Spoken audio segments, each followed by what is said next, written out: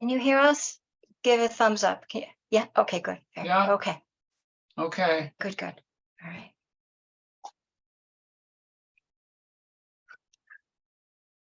I'll try to put it out there. I'll try to project this morning. Yeah. So we're moving into this month of virtue or ethical conduct, morality, sila, as you know, in Pali, S-I-L-A, the whole world of sila. And in particular, although there are various ways that this is cast in various traditions, and some are longer and shorter, the 5 precepts are still the core elements. And as we mentioned last week, and we're going to go through those and for today, and killing, no killing.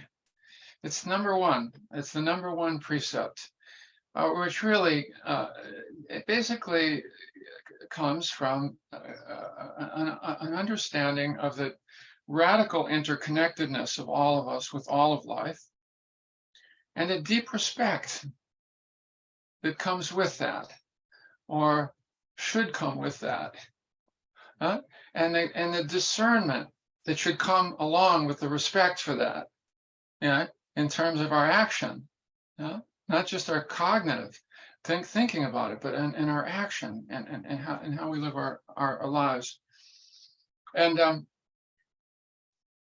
so much of the killing, I mean, there are some obvious pieces, we don't kill other humans. Yeah, we know this. Some of it goes without saying, but so much of the rest of it does rely on a certain element of discernment, respect, and discernment for each of us. And there are no absolute guidelines for some of these to go along with some of these precepts. It's really encouraged to pay attention to the intention behind that any level of aggression, in particular with killing. With animals, there are a number of perspectives on animals. There's a number of perspectives on vegetarianism, and the why that goes along, and the discernment that may go along with that. And what does it mean? We've come so far. This is part of what comes with modern society, is that we have disconnected. We're so disconnected from animals that are killed so that we can have the burger, that we don't have to kill ourselves, right? And that there used to be a closer alliance between what was killed and its usefulness. There was even a respect in the killing. We know some of these traditions with animals, etc. And we've lost touch with that. It's one of the ways that we've become disconnected in modern culture. I was reading recently there's a Buddhist community that's developing a Buddhist kind of a Sangha community that's on agricultural land. And I was interested to see, they talk about the precepts that you agree to if you're going to come onto the land, be part of it. And one of them, I was struck by this, not be allowed to raise farm animals, which in time will be killed by others. Yeah, etc. Well, okay, there's a frame. How do we relate to that one? I know we had a student. I used to go fishing with my dad. I can't do it anymore. Even catch and release fishing. My dad, I think he was a little naive and maybe, rationalizing, but he said, fish don't really feel that much. Let me tell you, what's going on at the end of the line when you catch a fish is trauma, is fear.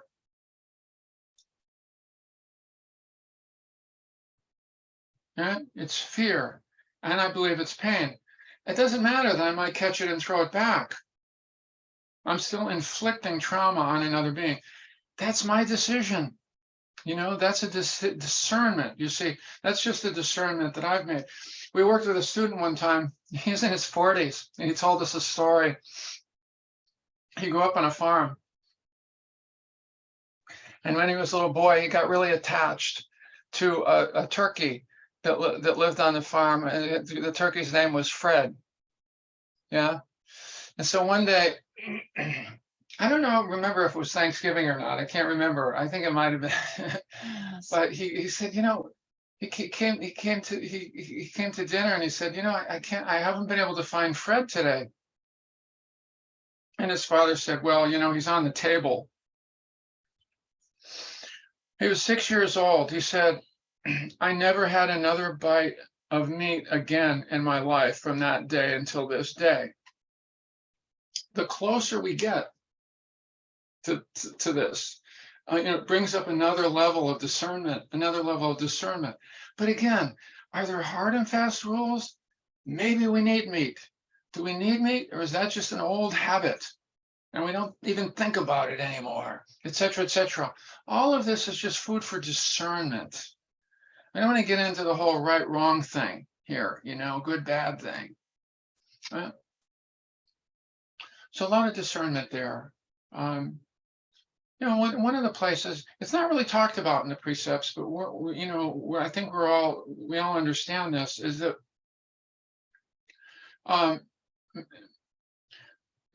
killing ourselves is not a good idea either.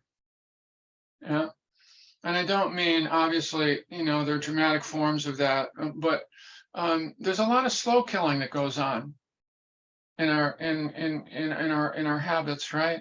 And maybe not in yours, but you know, there's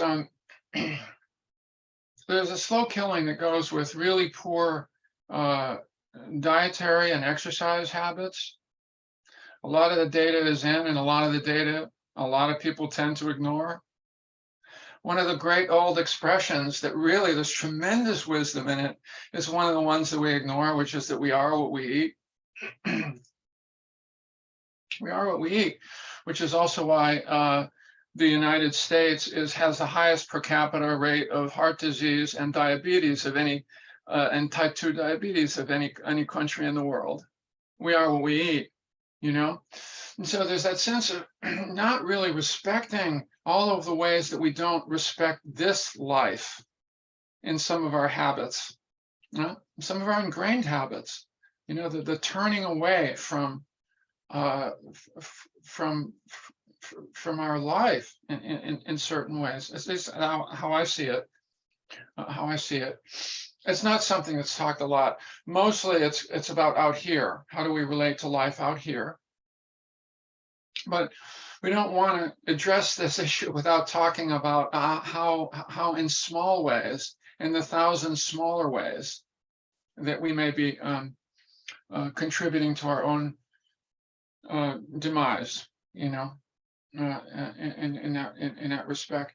One of the ones that we all are confronted with at various times is the insect world. And there's discernment there too. This has been talked about.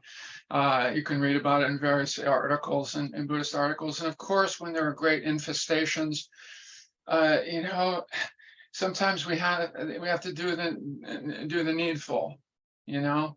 Hopefully with a prayer. You know, we always, when something happens, we're always like, we're just aware that all beings want life as much as we do. It's not complicated that way, right? It's not complicated that way. And with insects, you know, for example, we've had a couple of wheat moth infestations. It's unbelievable. Well, but one of the things that contributes to infestations is not doing preventative things, you know? So now we learned very quickly, no, sorry, everything that's got any wheat in it, yeah, and all products just have to be in Ziploc bags, you know, without exception. There are no more wheat moth infestations in our home any longer, you know? So we need to back it up too and see if there's something that can be done before we have to do something a little bit more more dramatic, yeah, when it comes to insects, if possible, if possible. And there are these kind, humane traps out there now, mice traps and so forth, rodent traps. Okay, we do our best with all those. We do all best. One of our favorites, it's called, and it's called the snappy bug catcher. Some of you may know about this. Full disclosure, we own no stock in the snappy bug catcher company. Oh, but we think it's the coolest thing ever because we've all learned maybe how to do that with a little cup and a piece of cardboard and all that. But that gets kind of dicey, especially if you're dealing with something like a wasp, right? Yeah. So the snappy bug catcher is this cool little device. We were so happy to discover this. It's got a handle and a little thing, and it's like got a square that's a couple inches in every direction, and the face of it slides open so that there's plenty of room, and you're far enough away from it because it's got a handle to press up against any surface, and then you just close the little window, and the bug is trapped in a little box there, and you can just go outside, unclose the window, and flip it away. Now we have one in a couple places in our home, and we got them for all the cabins at the Barry Center for Buddhist Studies. We were out there. We think every good Buddhist should have one, and we give them for people of everything, right? Like little gifts, because it just makes sense. It just makes sense, it just makes sense. So we've given them a lot to folks, and we encourage you to check those out if you don't have one. And it helps, if we don't have to kill an insect, here's one way, it'll catch little ones and bigger ones. Yeah. So we do want you to know about the snappy bug catcher. Yeah. And in Buddhism, throughout, there's even, I found a sutta last week. It was a sutta about really being discerning, even about plants and seeds and trees. Don't destroy seeds that could be planted. Be respectful to all life, to all life. In fact, in Southeast Asia, it's considered a violation of a precept with bad karmic consequences if you cut down a tree. We're all aboard with that one. Let's find another way. So, but at the end of the day, it really comes down to just bringing more discernment. Isn't all of the practice, so much of this practice, especially in daily life, is about bringing just another level of nuance of discernment to what we do and to what we don't do, and to why we're doing what we're doing. Are we doing it with care, with discernment, with respect? I know, whatever we do, whether it be plant, and mostly it's plant for us, like 99%. But we'll always say, always gratitude for the nourishment, for something out there has given its life. Plants have given their lives. All of that, all of what's come to us, just moving through the world more with that kind of gratitude and respect and discernment. And that's really the heart of the matter when it comes to killing. It's bringing nuance and sensitivity and heightened awareness to our choices, and it's no longer imagining that our choices don't have impact. That's one of the most important core principles of Buddhism. There's impact everywhere, and we can't entirely get away from killing. But how do we move through the world with a kind of grace and respect Yeah, and doing the best we can and in that area and with that sensibility. Yeah, yeah. So it's just for your reflection there, a few reflections on our sense of what's important about that precept and how uh, we try to keep it alive in our awareness throughout. Yeah. So thank you. Um, so let's meditate. Let's meditate together. And maybe opening up a little bit first, yeah, as usual.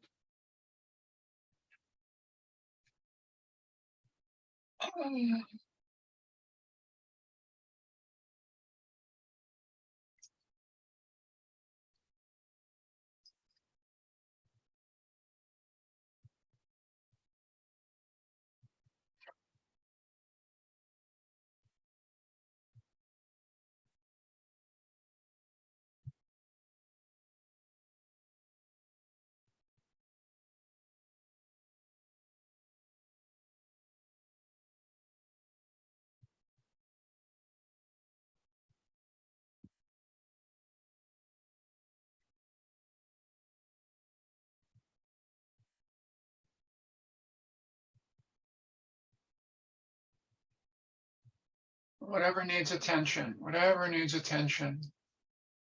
your body, whatever we can support to release.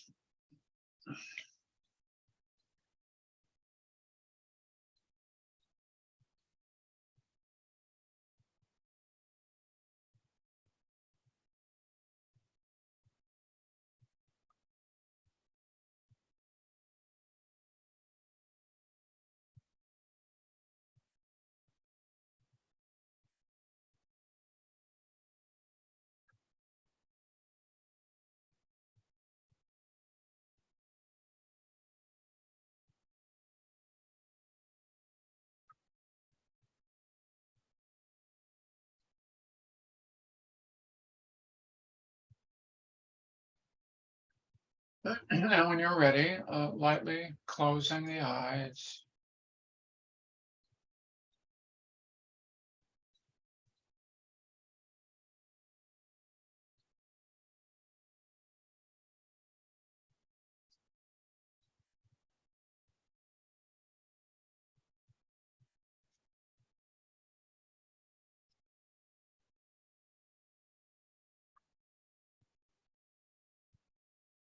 And orienting toward a comfortable breath,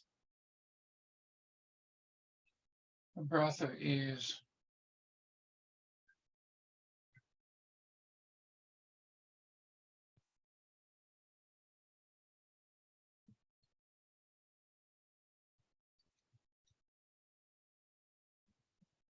And taking a couple minutes with that, maybe expanding it a bit, both on the inhale and the exhale. And on the out breath, as if it were a sigh.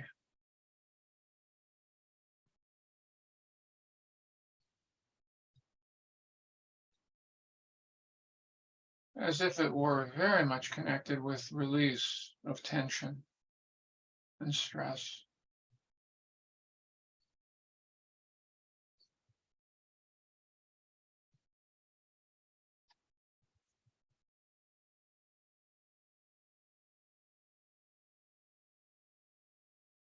As if it were an invitation to the breath to support us in our practice, to give it room to do its thing, which is to regulate the nervous system,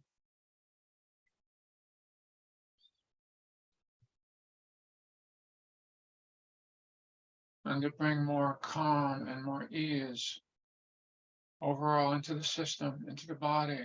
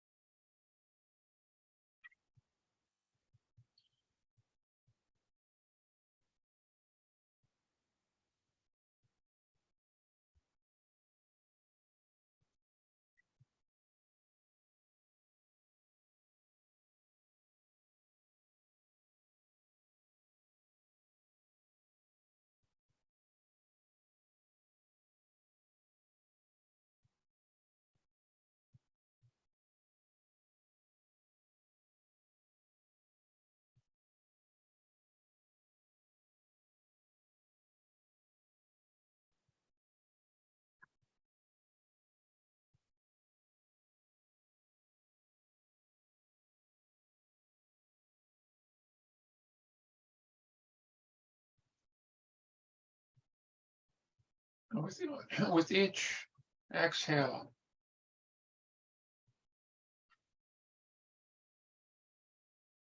the renewed intention to soften and to soothe and to calm.